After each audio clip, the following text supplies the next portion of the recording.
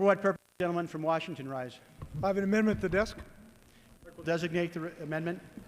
Amendment number 82, printed in House Report number 111-498, offered by Mr. Inslee of Washington.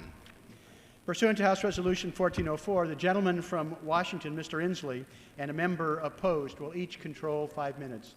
The chair recognizes the gentleman from Washington. Thank you. I yield myself 1 minute, Mr. Speaker. The gentleman is recognized.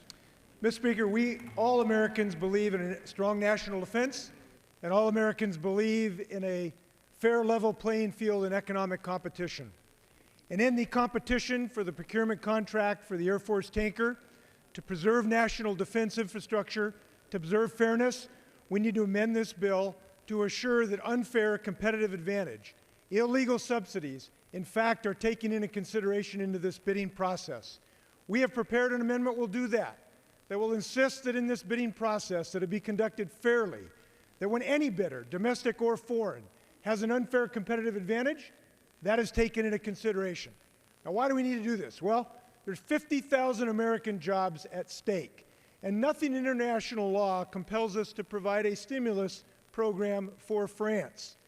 We are required to do this because we know American aerospace workers can compete if they have a level playing field with workers in Europe. Mr. Inslee, is it your intention and your understanding that the language in the amendment regarding the unfair competitive advantage describes illegal subsidies such as illegal launch aid provided by EADS and Airbus to the European governments as ruled by the World Trade Organization?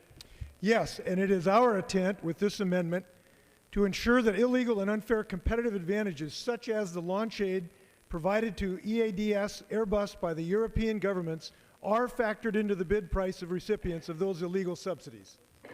Thank you. That's also my intent and understanding of this language, and I yield back. The gentleman from Washington has 30 seconds. I just want my colleagues to realize there is a clear difference between these two bidders.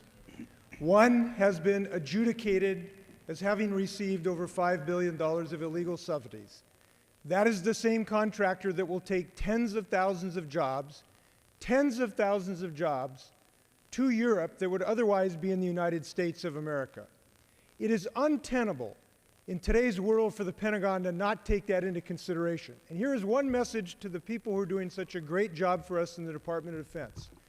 We realize the hour of this debate, but we will not finish until this is taken into consideration. Time has expired.